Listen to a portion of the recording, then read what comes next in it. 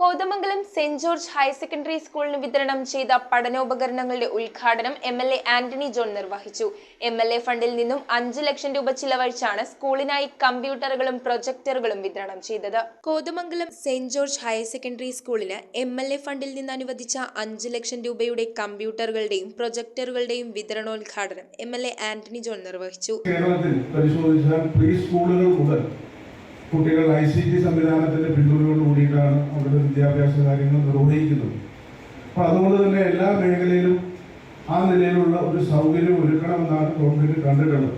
School manager very reverend doctor Thomas Cheruparambil അധ്യക്ഷനായി. Principal Biju Joseph, അധ്യാപക പ്രതിനിധി Jain Jose, head master Sojan Mathew, PTA president Saji A Paul, ward member Rins Roy എന്നിവർ ആശംസകൾ അർപ്പിച്ച് സംസാരിച്ചു. News bureau, Kothamangalam. ചൈനയിൽ നിന്നും ഇറക്കുമതി ചെയ്ത ടണൽ അക്രലിക് അക്വേറിയം 10,000 സ്ക്വയർ ഫീറ്റിൽ വിവിധ ഇനം പക്ഷികൾ പെരുമ്പാവൂരിന് വിസ്മയാനുഭൂതികൾ സമ്മാനിക്കുന്നു.